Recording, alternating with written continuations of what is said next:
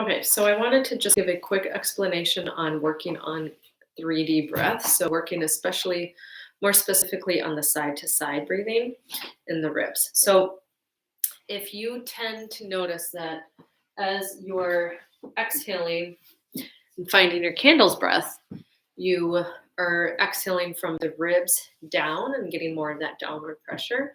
That usually means that the ribs are just kind of locked down. So I'm just gonna adjust this a little bit. There we go. Um, and so there's a lot of ways to work on it, and a lot of that like side bending and the twisting and things that we're doing in class are very helpful, and they will help increase that mobility in the ribs, as well as pretty much anything that is working on spinal mobility. But one thing that you can do to just kind of work on it at home when you're doing breath work is working on it with a strap. So grab a yoga strap or a belt or something that's long enough to wrap around your body this way. Okay, so you need to have it be long enough that it can actually wrap around your ribs. So we're not looking at the bottom, not our waist, we're looking at our ribs, so right below your breasts. And what I want you to do is bring that belt pretty tight, not like you're squeezing, but fairly tight. So there's not any slack in that belt. And I want you to inhale. And as you inhale, see if you can get your ribs. So we're not like tying this. Notice it's crossed over and I'm holding it here, or you can hold it both sides here. And I want you to, as you inhale, see if you can get the ribs to push the strap, make it wider. So as I inhale, I'm letting it slack so that now there's more slack on the belt itself. So you're going to inhale your ribs into the strap and allow the strap to move to make space for that. Then as you exhale, you're going to keep your ribs wide, pushing into the strap as much as you can. And exhale, find your candle's breath. Pull that low belly in with the exhale. And notice as when you're doing that, do your ribs come in first? And is there a lot of slack on the belt after you do that? So try this. I'm going to show you one time and then you can practice. So I'm going to inhale here.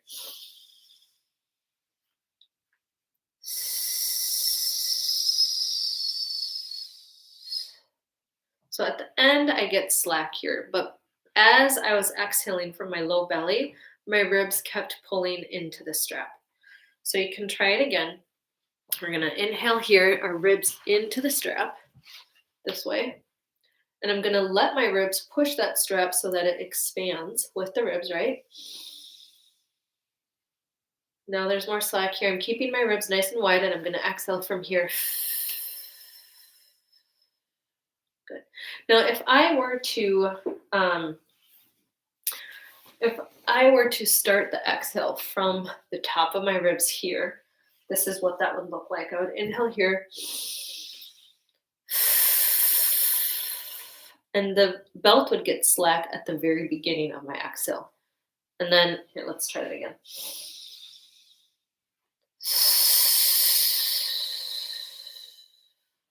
Usually this kind of pattern shows up where I'm really squeezed in at the top, and then my belly kind of pooches out at the bottom here. I'm bearing down. I'm feeling more pressure on my pelvic floor.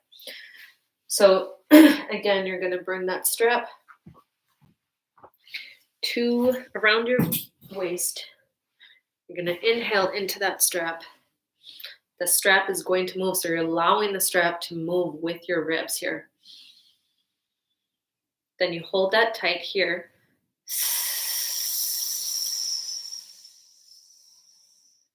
And see if you can exhale without allowing the strap to get completely slack at the very beginning. And if you have any questions about that, that's the whole exercise. There's really nothing more to that. You can, if you want to have another person, you can do it with a belt around your ribs and then a belt around your low belly and feel that same thing. So